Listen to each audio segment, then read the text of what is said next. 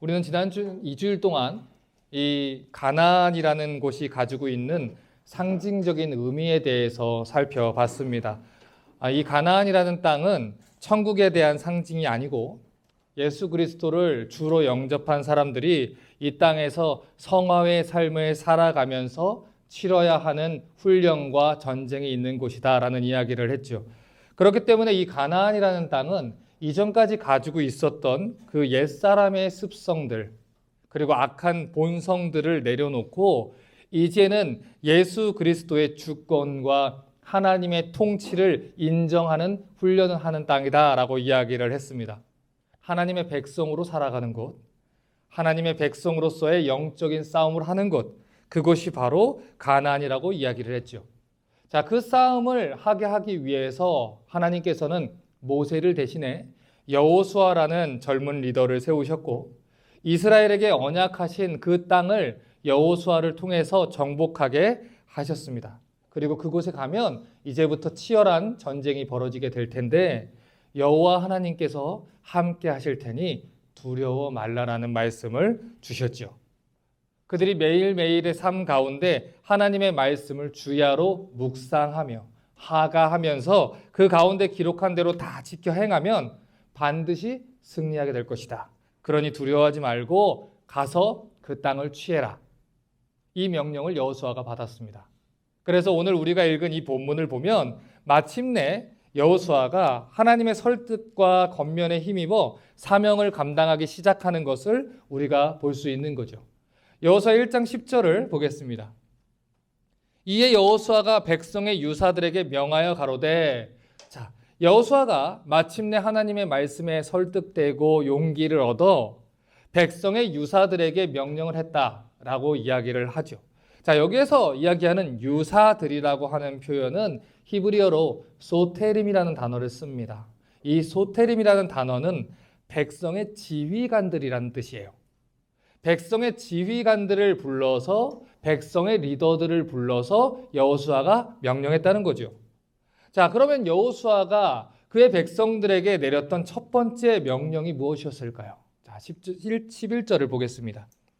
진중에 두루다니며 백성에게 명하여 이르기를 양식을 예비하라. 3일 안에 너희가 이 요단을 건너 너희 하나님 여호와께서 너희에게 주사 얻게 하시는 땅을 얻기 위해 드러날 것임이니라 하라.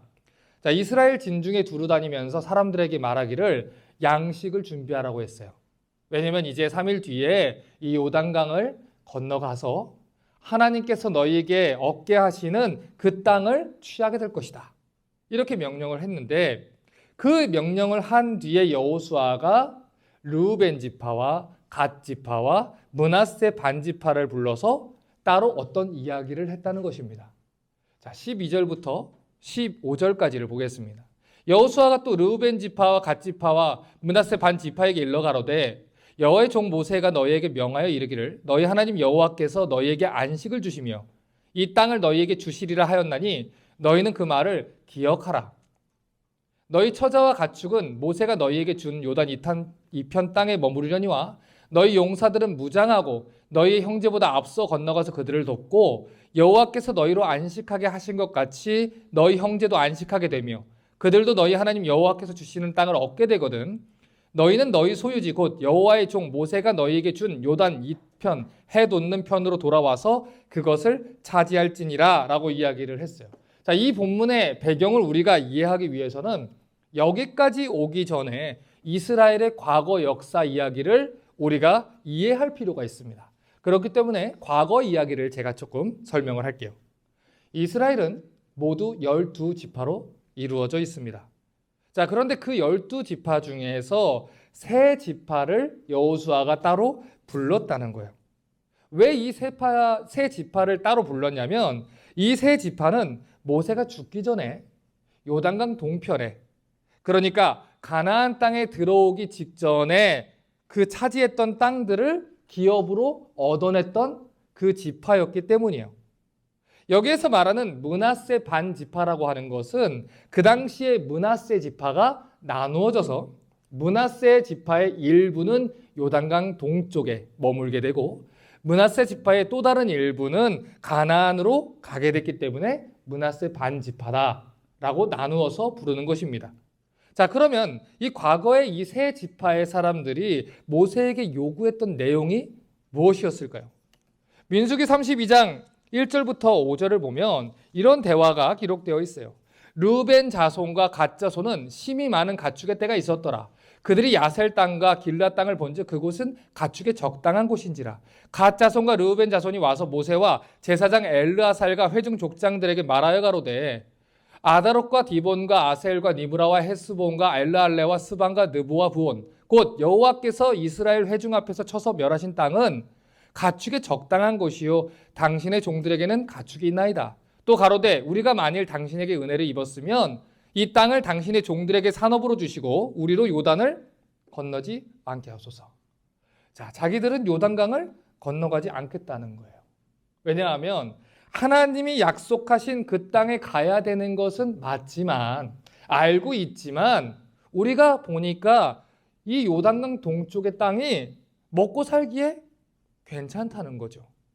분명히 하나님의 명령이 주어졌는데 하나님이 약속하신 그 땅으로 가지 않고 정착하려고 했다는 거예요. 마치 창세기 13장에서 롯이 눈에 보이는 그 좋은 땅을 차지하기 위해서 소돔으로 향했던 것처럼, 마치 야곱이 베들로 돌아가야 되는데 세겜 땅에 정착했던 것처럼 이 땅이 좋사오니 이익만을 생각해서 하나님의 명령과 상관없이 그 땅에 머물겠다고 한 것입니다. 하나님 약속이요? 안다는 거예요. 가나안 땅이 좋다는 것 알고 있다는 거죠. 그런데 우리가 보기에는 이 땅도 좋다는 거예요. 그러니 굳이 이 많은 가축들을 데리고 힘들게 그곳에 가지 않겠다는 거예요. 여기가 좋사오니 우리끼리 여기에서 장막 짓고 살게 해달라는 거죠. 언젠가 한 분이 저에게 이런 이야기를 한 적이 있어요. 목사님은 도대체 왜 자꾸 뜨겁게 예수를 믿으라고 합니까? 그냥 그렇게 살면 되지 않습니까? 저는 이미 예수님을 믿고 있고 구원의 약속을 받았습니다. 그런데 왜 내가 날마다 예수를 더 사랑해야 하고 힘들게 왜 영적인 싸움을 해야 하고 이미 출애굽해서 나왔으면 됐지 굳이 여기 정착하면 되지 왜 힘들게 가나안에 가서 그 전쟁을 치러야 합니까? 이미 하나님 나 사랑한다 하셨고 한번 이 선포된 구원의 확신은 취소된다고 하지 않았으니 나는 그냥 좋은 사람들과 이곳에서 해피하게 살겠다는 거죠. 뭐하러 더 유난 떨러서 박해를 받고 어려움을 겪냐는 거예요. 둥글게 살아가는 게 관용 있는 자세이고 그것이 현대 기독교에게 사람들이 원하는 자세라는 것입니다. 그러니 나는 지금 이 상태가 좋으니까 더 많은 것을 나한테 요구하지 말라는 거예요. 그러니 오늘 여호수아가 따로 불러낸 이 세 지파의 사람들이 과거에 요구했던 내용이 바로 이와 같은 내용이었다는 거예요. 자, 그런데 이 과거의 세 지파들이 했던 요구가 옳지 않았던 이유가 무엇이었을까요? 첫 번째, 그들의 요구는 하나님의 명령을 거스르는 요구였어요. 하나님은 분명히 가나안 땅에 가야 된다고 말씀하셨어요. 하나님이 명령하셨고 그들은 가서 가나안을 진멸하고 그곳에 정착해야 했어요. 그런데 이들은 하나님의 명령과 상관없이 자기들의 보기에 옳은 대로 그 전쟁을 마무리 지어버렸죠. 두 번째, 그들의 요구는 공동체의 사명을 깨뜨릴 수 있는 아주 이기적이고 위험한 요구였어요. 이스라엘은 가나안 땅에 가야 돼요. 하나님의 계획과 섭리 가운데 하나님이 명령하신 것을 이뤄야 되는 사람이죠. 그것을 위해서 하나님이 지금까지 그들을 돌보아오셨던 거예요. 그런데 안 들어가겠다는 거예요. 왜요? 여기가 좋사오니 여기 주저앉겠다는 거죠.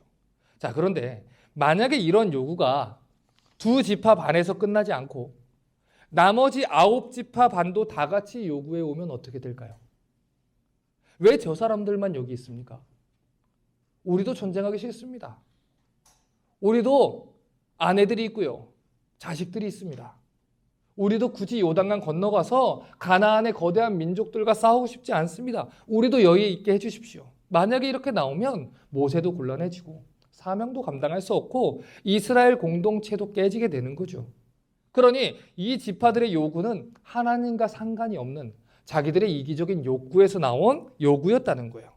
눈앞에 있는 자기들의 이익 때문에 가나안을 정복하라는 그 사명에 대해서는 눈을 감아버리는 거지요. 하나님께서 우리에게 명령하신 그 사명은 눈을 감고 매일매일의 일상을 즐기며 이곳에서 정착하겠다. 자기들이 누릴 수 있는 그 이익을 취하겠다. 선택을 한 것입니다. 그래서 그들의 이야기를 들었던 모세가 민수기 32장 6절에서 15절을 보면 이렇게 간곡하게 그들을 권면하고 질책하는 내용이 기록되어 있어요. 모세가 갓 자손과 르우벤 자손에게 이르되 너희 형제들은 싸우러 가거는 너희는 여기 앉았고냐 하느냐. 너희가 어찌하여 이스라엘 자손으로 낙심케 해서 여호와께서 그들에게 주신 땅으로 건널 수 없게 하려느냐. 전체 분위기가 낙심이 된다는 거죠. 너희 열조가 내가 가네스 바네아에서 그 땅을 보라고 보내었을 때 그리하였었나니 그들이 에스골 골짜기에 올라가서 그 땅을 보고 이스라엘 자손으로 낙심케 하여서 여호와께서 그들에게 주신 땅으로 갈 수 없게 하였었느니라. 그때 여호와께서 진노하사 맹세하여 가라사대 애굽에서 나온 자들의 20세 이상으로는 한 사람도 내가 아브라함과 이삭과 야곱에게 맹세한 땅을 정령히 보지 못하리니 이는 그들이 나를 온전히 순종치 아니하였음이라. 다만 그나스 사람 여분의 아들 갈렙과 눈의 아들 여호수아는 볼 것은 여호와를 온전히 순종하였음이니라 하시고 여호와께서 이스라엘에게 진노하사 그들로 40년 동안 광야에 유리하게 하심으로 여호와의 목전에 악을 행한 그 세대가 필경은 다 소멸하였느니라. 보라 너희는 너희의 열조를 계대하여 일어난 죄인의 종류로서 이스라엘을 향하신 여호와의 노를 더욱 심하게 하는도다. 너희가 만일 돌이켜 여호와를 떠나면 여호와께서 또 이 백성을 광야에 버리시리니 그리하면 너희가 이 모든 백성을 멸망시키리라. 자, 모세가 지금 이야기하는 게 뭐예요? 민수기 13장에서 12정탐꾼을 보냈던 그 사건을 떠올리면서 질책하는 거예요. 그때 이 10명의 정탐꾼들이 이스라엘의 분위기를 휘젓는 바람에 이스라엘 백성들이 다 광야를 헤매고 낙심케 되고 그 땅에 들어가지 못하고 그곳에서 죽는 사건이 벌어졌다는 거죠. 그 사람들이 갔다 와서 뭐라고 했어요? 그 땅은 우리가 취할 수 없는 땅입니다. 우리는 그들 보기 메뚜기 같습니다. 그들은 거인들이라 우리가 가나안 땅에 들어가면 반드시 죽게 될 것입니다. 하나님이 이미 그 땅을 주겠다고 약속을 했는데 믿음이 없으면 입이라도 다물어야지. 주변 분위기를 선동한 거죠. 그렇게 선동해서 이스라엘 백성들이 결국에는 영향을 받은 거예요. 그래서 원망을 터뜨리게 되고 그 땅으로 들어가지 않겠다고 했다는 것입니다. 그 결과 이스라엘 공동체는 40년 동안 광야를 떠돌다 그 출애굽 1세대들이 다 그 땅을 보지 못하고 죽게 됩니다. 자, 그 사건을 이스라엘 역사 속에 기록되어 있고 이스라엘의 사람들이 봤음에도 불구하고 오늘 루벤 지파와 갓 지파와 므낫세 사람들이 또다시 이기적으로 모세에게 요구를 했다는 거예요. 우리는 이 땅이 좋다는 거죠. 이 땅에 거하겠다는 겁니다. 그렇게 모세와 이 사람들 간에 첨예한 대립이 있었던 것이죠. 그러다 결국에는 세 지파의 사람들이 절충안을 제시하게 됩니다. 그 내용이 민수기 32장 16절부터 19절에 이렇게 기록되어 있어요. 그들이 모세에게 가까이 나와 이르되 우리가 이곳에 우리 가축을 위하여 우리를 짓고 우리 유아들을 위하여 성읍을 건축하고 이 땅 거민의 영고로 우리 유아들로 그 견고한 성읍에 거하게 한 후에 우리는 무장하고 이스라엘 자손을 그곳에 인도하기까지 그들의 앞에 행하고 이스라엘 자손이 각기 기업을 얻을까지 우리 집으로 돌아오지 아니하겠사오며 우리는 요단 이편 곧 동편에서 산업을 얻었사오니 그들과 함께 요단 저편에서는 기업을 얻지 않겠습니다. 자, 다른 지파 사람들이 불평하지 않도록 다른 가족들이 다 우리의 가족들이 먼저 정착하고 그리고 우리도 전쟁하러 갈게요. 가서 다른 이스라엘의 지파들이 그곳을 다 정복하고 정착할 때까지 기다리다가 전쟁이 종료되면 저희 땅으로 돌아올게요 라는 그 절충안을 제시를 한 거예요. 그래서 이들의 요구에 모세가 합의를 하게 됩니다. 그런데 여기에서 우리가 잘 알아야 되는 건 모세가 합의를 했다는 것은 이것이 옳아서 해준 게 아니에요. 옳아서 해준 게 아니라 도대체가 말을 듣지를 않으니까 모세도 조건을 내걸고 합의안을 받아들이게 된 겁니다. 자, 민수기 32장 20절부터 25절에 모세가 이렇게 얘기해요. 모세가 그들에게 이르되 너희가 만일 이 일을 행하여 무장하고 여호와 앞에 가서 싸우되 너희가 다 무장하고 여호와 앞에서 요단을 건너가서 여호와께서 그 원수를 자기 앞에서 쫓아내시고 그 땅으로 여호와 앞에 복종하게 하시기까지 싸우면 여호와의 앞에서나 이스라엘 앞에서나 무죄히 돌아오겠고 이 땅은 여호와 앞에서 너희의 산업이 되리라마는 너희가 만일 그같이 아니하면 여호와께 범죄하니 너희 죄가 정녕 너희를 찾아낼 줄 알라. 너희는 유아들을 위하여 성읍을 건축하고 양을 위하여 우리를 지으라. 그리하고 너희 입에서 낸 대로 행하라. 갓 자손과 르우벤 자손이 모세에게 대답하여 가로되 우리 주의 명대로 종들이 행할 것이라. 자, 모세의 기분이 느껴지세요? 잘했다가 아니에요. 도대체가 말을 듣지 않는 거죠. 분명히 하나님이 기뻐하지 않는 일을 계속하는 거예요. 답답한 거예요, 모세가. 좋다 그래, 여기서 살아라. 대신 너희들이 이야기한 대로 전쟁은 같이 해라. 이 땅에 살되 요단강 건너갈 때는 같이 가라. 그리고 나머지 9지파 반의 사람들이 낙담하지 않도록 가나안 땅의 원주민을 쫓아내는 전쟁을 해라. 그렇지 않으면 하나님께서 너희의 죄를 갚을 것이다. 그러니 그때 이 모세와 세 지파가 논쟁하고 이런 합의를 할 때 옆에서 누가 지켜봤을까요? 여호수아가 지켜봤다는 거예요. 여호수아가 그걸 다 지켜봤기 때문에 오늘 세 지파에게 다시 한번 그 약속을 지키라고 확인을 하는 것입니다. 지금부터 요단강을 3일 뒤에 건너갈 텐데 너희 과거에 모세에게 약속했던 거 내가 기억한다. 르우벤, 갓, 므낫세 반지파는 모세에게 약속한 대로 다 전쟁에 참여해야 된다. 하나님이 주신 약속의 땅을 차지하기 위해 가나안 땅의 원주민을 차지하기 위한 전쟁에는 예외는 없다라고 이야기를 하시는 거죠. 여호수아 1장 16절을 다시 볼게요. 그들이 여호수아에게 대답하여 가로되 당신이 우리에게 명하신 것은 우리가 다 행할 것이요 당신이 우리를 보내시는 곳에는 우리가 가리이다. 자, 여기서 말하는 그들은 지금 얘기했던 르우벤, 갓, 므낫세 지파의 지도자들을 이야기하죠. 그런데 그들이 여호수아에게 약속을 해요. 우리가 모세에게 약속한 것처럼 여호수아의 말을 따를 것이니 하나님 명령대로 하십시오.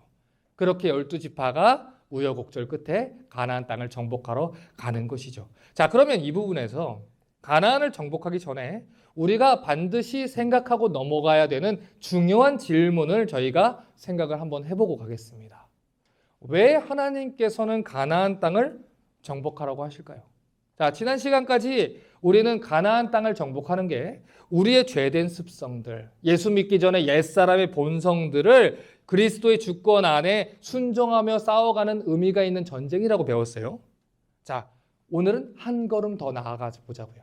조금 더 실제적인 이야기를 하자는 겁니다. 왜 하나님께서는 이스라엘에게 가나안 땅을 정복하라고 하셨을까요? 어떤 사람들은 여호수아와 이스라엘이 이 가나안 땅을 정복하는 과정에서 그곳에 사는 가나안 족속들을 너무 가혹하게 멸망시킨 것이 아니냐라는 이야기를 해요.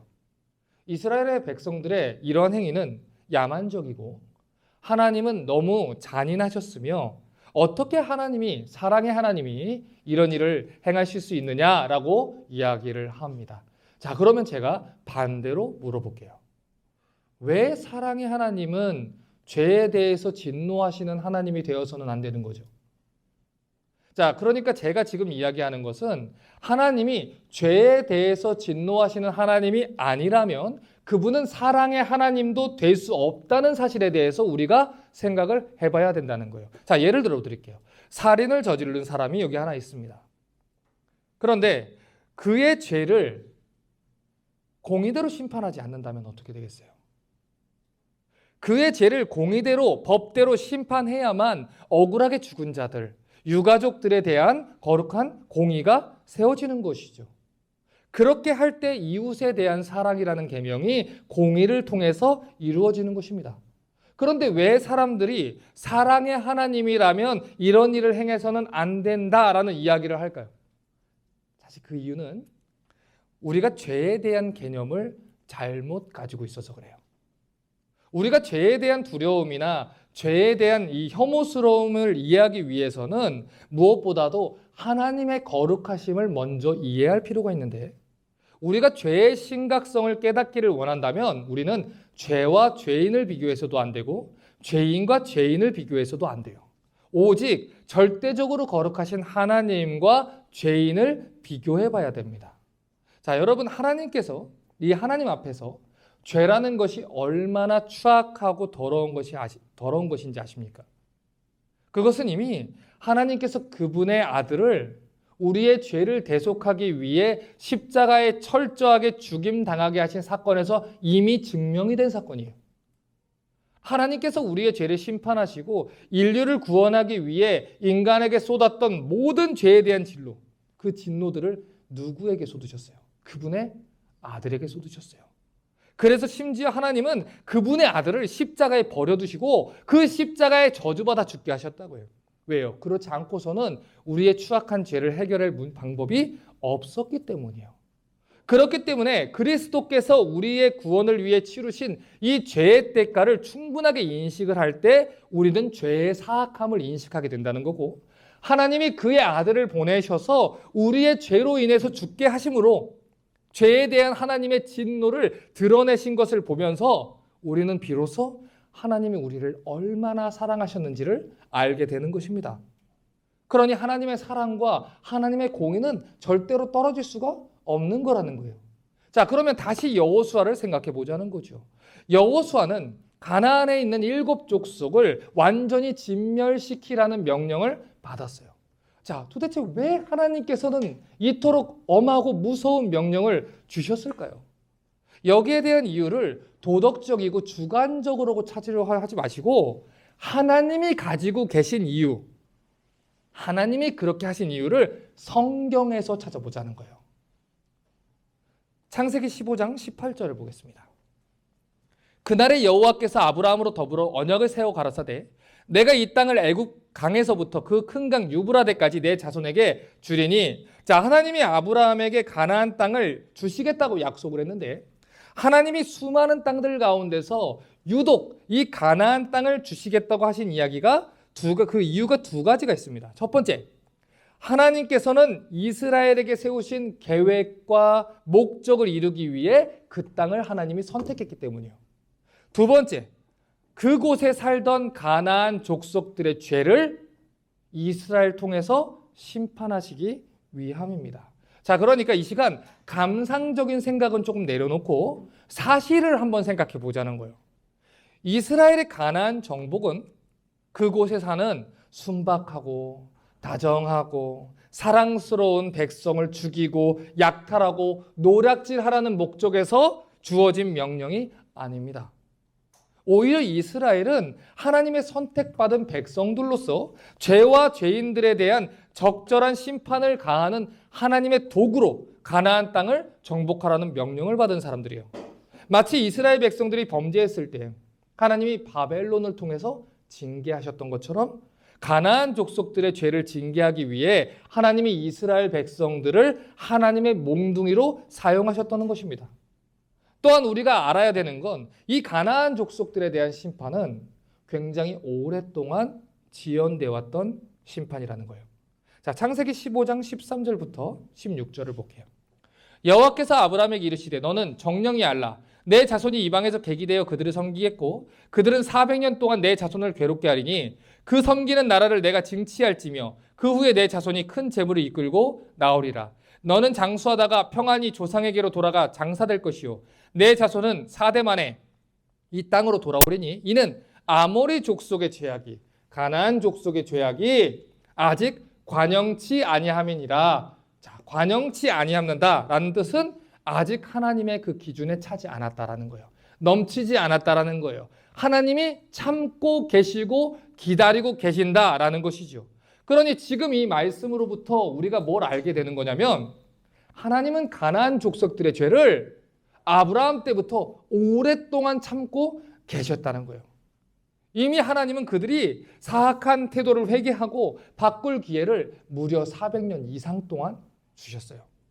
그런데 그들은 이러한 하나님의 은혜와 자비하심을 400년 이상 동안 거부한 채로 회개하지 않았다는 것입니다. 어떤 사람들은 이야기해요. 가나안 족속들이 하나님에 대해서 몰랐을 것이다. 몰라서 범죄했는데 왜 심판을 하느냐? 이렇게 반박도 하지만 로마서 2장 4절과 5절을 보면 이렇게 얘기하십니다. 혹 내가 하나님의 인자하심이 너를 인도하여 회개케 하심을 알지 못하여 그의 인자하심과 용납하심과 길이 참으심의 풍성함을 멸시하느냐. 하나님이 왜 너를 살려두는지 아느냐. 하나님이 노하기를 더디하시고 자비하시며 오래 참으시는 분이기 때문이지 네 죄가 하나님 앞에서 받아들일 만한 것이 그래서 참는 것이 아니다라는 거예요. 다만 내 고집과 회개치 않은 마음을 따라서 진노의 날, 곧 하나님의 의로우신 판단이 나타나는 그날에 임할 진노를 내게 쌓는도다. 하나님께서 말씀하시는 거죠. 하나님은 가나안 민족들에게 이처럼 자비하셨어요. 400년 넘는 시간 동안 오래 참으셨어요. 그러나 자비의 날은 끝나고 심판의 날이 찾아왔다는 것입니다. 왜 이스라엘 백성들이 가나안 땅에 들어와야 했다고요? 심판하기 위해서. 레위기 18장 24절부터 28절에 이렇게 얘기합니다. 너희는 이 모든 일로 스스로 더럽히지 말라. 내가 너희의 앞에서 쫓아나는 족속들이 이 모든 일로 더러워졌고 그 땅도 더러워졌으므로 내가 그 악을 인하여 보라고 그 땅도 스스로 그 거민을 토하여 내느니라. 그러므로 너희 곧 너희 동족이나 혹시 너희 중에 우거하는 타국인이나 나의 규례와 법도를 지키고 이런 가증한 일에 하나도 행하지 말라. 너희도 너희 전에 있던 그 땅 거민이 이 모든 가증한 일을 행했고 그 땅도 더러워졌느니라. 너희도 더럽히면 그 땅이 너희 있기 전 거민을 토함같이 너희를 토할까 하노라. 그들이 이 땅에 들어온 이유는 그 땅에 사는 거민들이 너무나도 악해서 하나님의 심판이 아니고서는 해결될 수 없었다는 거예요. 그러니 이스라엘은 하나님의 심판을 집행하는 집행자들로서 이 땅에 들어오게 됐다는 것입니다. 또 한 가지 우리가 기억해야 되는 게 있어요. 이전에 가나안 땅에는 하나님의 사람이었던 아브라함이 살았다는 거예요. 아브라함은 그 땅에서 하나님을 증거하는 삶을 살았던 사람이고 아브라함뿐만 아니라 그의 자손인 이삭과 야곱과도 같은 사람들도 아브라함의 뒤를 이어 하나님의 증거자들로 가나안 땅에서 살았던 사람들입니다. 그러니 그들은 분명히 하나님에 대해서 들었을 것이고 나중에 여호수아 2장의 기록을 보면 이스라엘과 이스라엘의 하나님에 대한 소문을 듣고 가나안에 있는 사람들이 다 간담이 녹았다고 해요. 그 가나안의 사람들이 여호와 하나님에 대한 소문을 이미 들었다고 해요. 그래서 누가 하나님께로 돌아옵니까? 라합이 돌아오죠. 그것을 얘기하는 게 바로 뒷장에 2장에 있는 거예요. 라합처럼 그들 또한 회개하고 돌아올 수 있다는 것이죠. 하지만 그들이 회개하지 않아서 그들이 하나님께 돌아오지 않아서 네 고집 때문에 회개하지 않는 날들 때문에 마지막 심판의 날에 네게 임할 그 진노의 잔을 네가 쌓고 있는다. 그래서 심판받게 되었다는 것입니다. 자, 그러면 이스라엘은 어떻습니까? 이스라엘은 심판의 집행자니까 이제 그곳에 가서 자기들 마음대로 살면 될까요? 무슨 일을 저질러도 되는 걸까요? 아니죠. 방금 전에 제가 하나님의 사랑은 공의를 통해서 이루어진다라는 이야기를 했습니다. 하나님은 단 한 번도 이스라엘 백성들이 어떤 사역을 크게 이루었다고 해도 이스라엘의 죄악을 간과하신 적이 없어요. 다음에 살펴보겠지만 이스라엘이 가나안에 들어가서 여리고성에서 큰 승리를 거두게 되죠. 그런데 그 바로 뒷장만 넘어가도 아간이란 사람의 죄 때문에 아이성에서 패배하게 됩니다. 죄를 회개하고 하나님 앞에 돌아가기 전까지는 그들에게 승리라는 것이 없다는 거예요. 여호수아뿐만 아니라 사사기를 봐도 그렇습니다. 우리는 이 약 400년 동안의 사사기의 역사 속에서 14번이나 이스라엘이 심판받는 것을 보게 됩니다. 이스라엘이 죄를 범할 때마다 하나님은 그에 따라서 그의 진노의 몽둥이를 사용하세요. 주변에 있는 여러 나라들을 통해서 이스라엘을 징계하고 심판하시고 돌이키게 하십니다. 훗날에 통일왕국이 되고 나라가 다시 분열된 뒤에도 북이스라엘은 아수르에, 남유다는 바벨로니아에 의해서 심판받게 되죠. 나중에 예수님이 오셔서 십자가에 달려 죽으신 뒤에도 이스라엘은 자기들이 지은 그 죄를 로마라는 나라에 의해서 심판받게 됩니다. AD 70년 이스라엘에 무슨 일이 벌어져요? 로마에 의해서 완전히 패배함으로 그때부터 전 세계에 흩어져 살게 됩니다. 그리고 약 2000년 동안 나라가 없는 서름을 겪으면서 살게 돼요. 이처럼 하나님은 사랑을 위해서 공의를 저버리는 분이 아니다. 이것을 우리가 이해해야 한다는 거예요. 우리를 사랑하시는 하나님은 공의로서 사랑을 세우는 분이다. 이것을 이해해야 한다는 거죠. 그러니 다시 돌아간다면 이러한 공의는 가나안 민족들에게만 주어지는 게 아니라 그 땅에 들어간 이스라엘 백성들에게도 동일하게 주어지는 것이라는 거예요. 너희가 하나님의 사람으로 그 땅에 들어갔으니 이제는 그 땅의 거주민들의 행위를 본받으면 안 된다. 이제는 애굽에서 살던 대로 살아서는 안 된다. 예수 믿기 전에 그 삶으로 돌아가서는 안 된다. 이제는 예수 믿는 사람답게, 하나님의 백성답게, 하나님의 백성으로 죄와 싸우고 돌이켜 회개하고 하나님의 공의를 세우는 그 인생을 살아야 한다는 거예요. 이것을 신학적인 용어로 성화의 과정이라고 하고, 이 성화의 과정에는 누구도 예외가 없습니다. 그러니 구원받았다, 그걸로 끝이다, 그런 사람은 없다는 거예요. 잘 알려진 기독교 변증가 중에 C.S. 루이스라는 사람이 있지요. 그런데 이 사람이 하나님에 대해서 비유를 할 때 하나님은 지독한 치과 의사와 같다라는 비유를 했습니다. 우리가 보통 이 치과에 갈 때는 이가 아플 때 가죠. 이가 아파서 치과에 가서 의사 선생님을 만나고 어떻게 오셨어요? 오른쪽 어금니가 아픈 것 같아서 왔어요. 그런데 의사가 어떻게 하죠? 사진 찍고 온 충치를 다 치료합니다. 나는 분명히 오른쪽 이빨이 아파서 갔는데 왼쪽 위에도 있고요, 왼쪽 아래에도 있습니다. 이거는 신경치료해야 될 것 같고요, 이거는 떼어야 할 것 같습니다. 이게 치과 의사라는 거예요. 그런데 환자가 가서 아니요 선생님, 제 몸은 제가 잘 알아요. 오른쪽 어금니가 아파서 왔으니 그것만 치료해 주십시오. 그렇게 할 수 없다는 것입니다. 하나님께서는 예수 그리스도를 영접한 우리를 가나안 땅으로 들여보내세요. 가서 전쟁을 치르게 하세요. 내 안에 있는 이 옛사람의 잔존하는 모든 것들을 진멸하라고 하세요.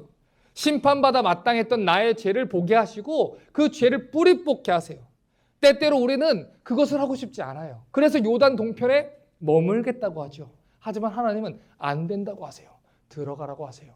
가서 싸워야 된다는 거지요. 가자고 하세요. 고통스러워도 뽑아야 산다고 하세요. 그것이 옳다고 하세요. 그래야 산다는 거예요.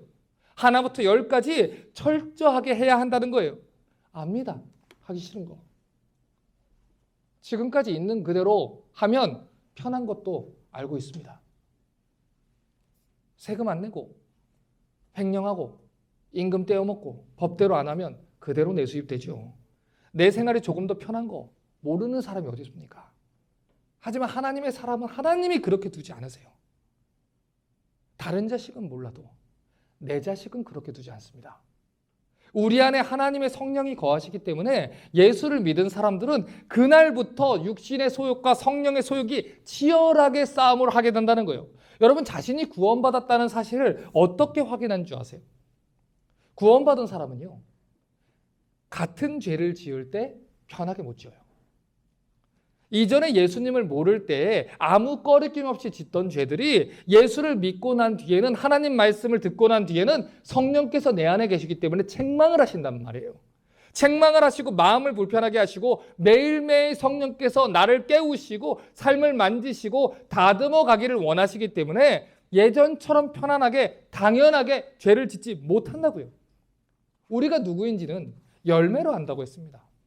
우리가 행하는 열매가 우리가 어떤 존재인지를 드러낸다는 것이죠. 내가 사과나무면 사과라는 열매를 낼 것이죠. 그런데 잎사귀는 무성합니다. 이파리만 비슷하게 생기면 무엇합니까? 열매를 내야 된다는 거예요. 그런데 그 열매 맺는 일을 누가 하세요? 성령께서 하시는데, 성령께서 내 삶에 있는 더러운 부분과 악한 옛 습관들을 가지치기 하시면서 우리로 하여금 그 열매를 더욱더 맺을 수 있도록 하신다는 거예요.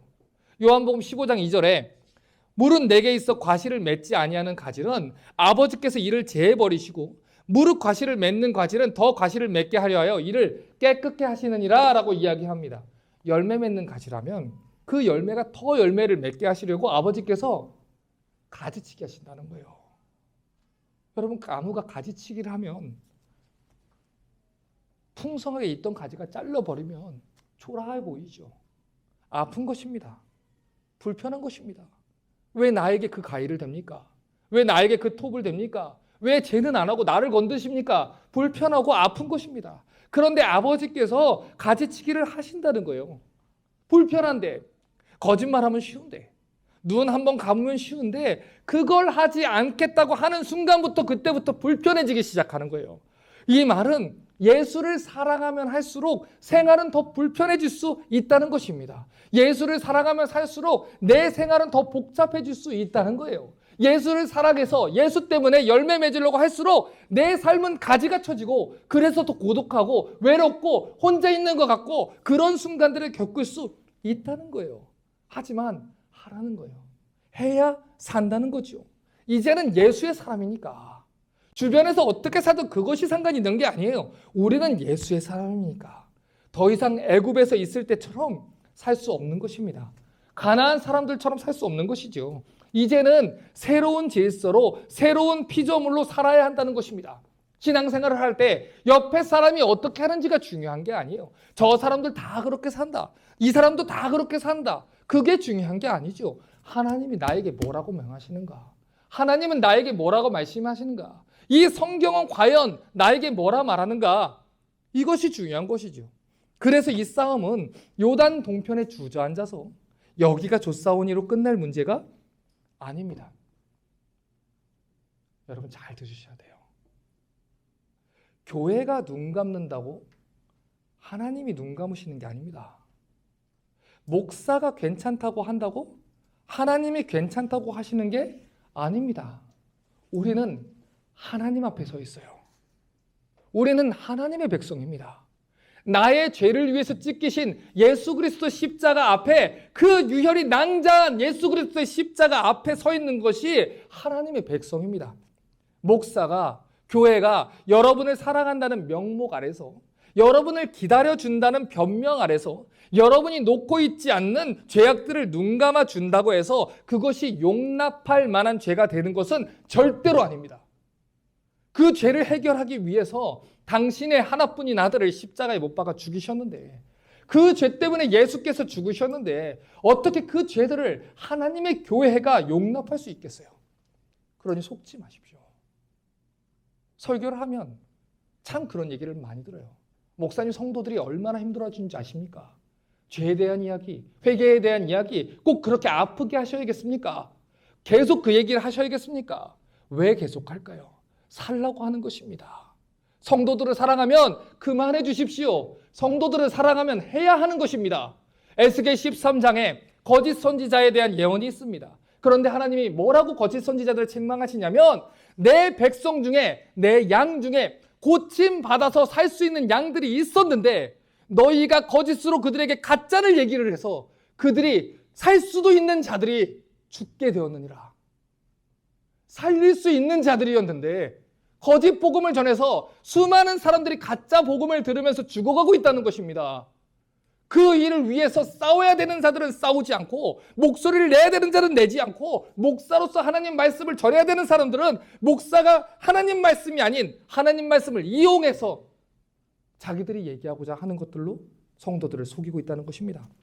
속지 마십시오. 여러분의 죄를 눈 감아줄 교회들을 찾아다니지 마시고, 여러분이 마음껏 죄 지어도 불편하게 안 해줄 그 교회를 찾고 다니지 마시고, 여러분의 거짓된 욕망에 손을 들어줄 그 거짓 목자들의 말을 귀를 기울이지 마시고 하나님의 거룩 앞에 나와서 죄와 싸우셔야 되는 것입니다. 예외는 없습니다. 가나안에 들어가는 성도들은 내 안에 있는 옛사람의 본성과 죄악과 죄악을 향한 욕심들과 싸워야 하는 것입니다. 그 일을 하나님이 명하셨습니다. 그 일을 하기 위해서 리스타트한 거고, 그 일을 하기 위해서 여기 젊은 목회자가 목소리를 높여서 외치고 있는 것입니다. 하나님은 당신의 백성들을 거룩하게 하기 전까지 쉬실 마음이 없습니다. 그러니 그 싸움을 하십시오. 여기가 조사오니 정착하지 마시고 이 율법책을 주야로 하가하시면서 그 가옥대로 딱 지켜 행하며 같이 발버둥 치며 거룩하게 살아가는 그 싸움을 하자는 것입니다. 이제 설교를 마무리하려고 해요. 여호수아 1장 16절부터 18절을 보면 그들이 여호수아에게 말하되 당신이 뭘 명하든지 행할 것이고 어딜 보내든지 우리가 갈 것입니다. 범사에 모세를 청종한 것처럼 당신에게 청종할 것이고 내가 당신의 말에 순종할 겁니다 라고 얘기를 합니다. 자, 그런데 지금 우리가 읽은 이 한글 성경에선 이 본문의 입체적이고 감격적인 의미를 온전히 느낄 수가 없어요. 그런데 히브리 성경을 보면 이 짧은 단락에 콜이라고 하는 모든, 어디나 하는 전체성을 뜻하는 단어가 5번이나 사용되는 것을 볼 수가 있습니다. 자, 보세요. 그들이 여호수아에게 대답하여 가로되 당신에게 우리에게 명하신 것은 우리가 다, 히브리어로 콜입니다. 전부 다 하나님 명하시든지 하겠습니다. 이것이 불편하고 이것이 어렵고 이것이 두려워도 하나님 명하면 내가 다 하겠습니다. 당신이 우리를 보내시는 곳에는 어디를 보내시든지 콜입니다. 하나님 어디를 가라 하시든지 하나님 갑니다. 그것이 불편해도, 그것이 힘들어도, 그것이 두려워도 우리 갑니다. 우리는 범사에 어떤 시간이든 어떤 장소든 하나님 어떤 환경이든 우리는 하나님께 순종할 것입니다. 이것 또한 콜이라는 단어를 쓰고 있습니다. 누구든지 당신의 명령을 거역하면 누구든지도 콜입니다. 우리 중 누구든 하나님 명령을 순종하겠다고 모인 사람들입니다. 무릇 당신의 시키시는 말씀을 청종하지 않은 자, 어떤 환경이든 무슨 명령이든 어디로 가라 하든 콜입니다. 하나님 그 말씀에 우리가 다 하나님 순종하겠습니다. 이것이 얼마나 그들의 강한 맹세이고 다짐인지 이것을 강조하기 위해 이 짧은 단락 가운데 콜이라는 단어를 반복해서 완전한 순종을 강조했다는 거예요. 왜요? 가나안은 그렇게 완전한 순종이 전제될 때만 이길 수 있는 땅이기 때문이에요. 똑같은 죄로 넘어지고 쓰러지고 한탄하고 왜 이기지 못할까요? 콜하지 않아서 그래요. 불편해도 내 생각 같아서는 저건 너무 무섭고 두려워도 일단 순종하고 싸우고 달려들어 하나님 말씀대로 할 때 하나님께서 그 땅을 주시겠다는 것입니다. 그때 여호수아의 명령에 그들이 순종할 때 그 땅을 취했던 것처럼 예수의 명령에 순종할 때 우리 또한 이 싸움에서 승리할 수 있다는 것입니다. 여호수아 1장 3절에 이렇게 말씀하셨어요. 내가 모세에게 말한 바와 같이 물은 너희 발바닥으로 밟는 것을 내가 다 너희에게 주었노니. 가나안 땅은 가만히 앉아서 얻을 수 있는 땅이 아니에요. 하나님이 약속하신 땅은 요단강 건너가서 우리가 발바닥으로 밟을 때 그 땅을 하나님께서 주시는 것입니다.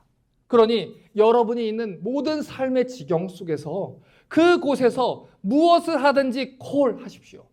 그 가운데 어디를 가라든지 무엇을 하라든지 하나님 앞에 서서 명하신 그 싸움을 행할 때 그때 하나님이 그 땅을 주신다는 것입니다.